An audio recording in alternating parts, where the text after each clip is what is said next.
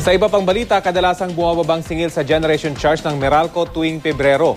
Pero ngayon may temporary restraining order ang korte sa dapat nilang power rate hike. Ipatupad kaya ito ng Meralco?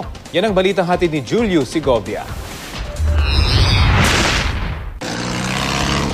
Dahil pansamantalang ipinahinto ng Korte Suprema ang higit 4 na pisong tasingil sa kuryente ng Meralco, nakapako pa rin sa 5 pesos and 67 centavos per kilowatt hour ang generation charge. Pero sabi ng Department of Energy, sa kasaysayan, laging mas mababa sa 5 piso ang generation charge tuwing Pebrero.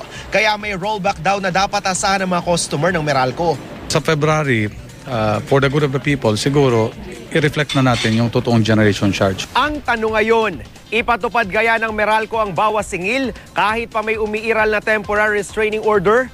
Nitong Enero kasi, may higit 4 na piso rin kada kilowatt hour na dagdag singil ang Meralco, pero hindi muna ipinasa dahil sa TRO. Sabi mismo ng presidente ng Meralco, hindi sila magdadalawang isip na ipatupad ang bawas singil kung lalabas na mas mababa talaga ang generation charge ngayong Pebrero kumpara sa nakapakong 5 pesos and 67 centavos na singil.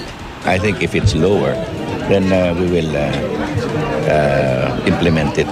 Sakali mang tanggalin ng Korte Suprema ang TRO sa kabuang 4 pesos and 15 centavos na all-time high power rate hike, hindi pa rin daw dapat mangamba ang publiko dahil pautay-utay itong ipatutupad sa loob ng 1 taon. Yan daw ang tiniyak ng Meralco at ERC kay Senate Committee on Energy Chairman Sergio Osmeña.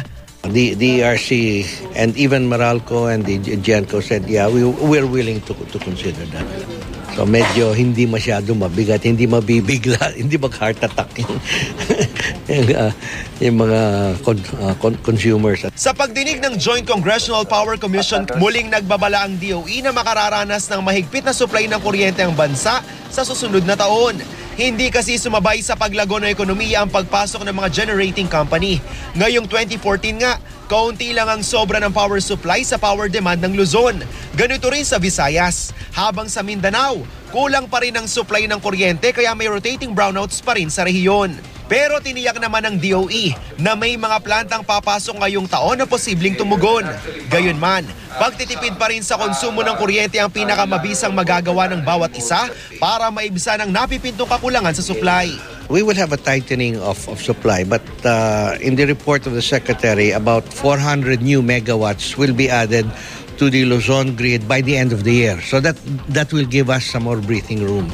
And maybe another 300 to 400 megawatts next year. Julio Segovia, GMA News.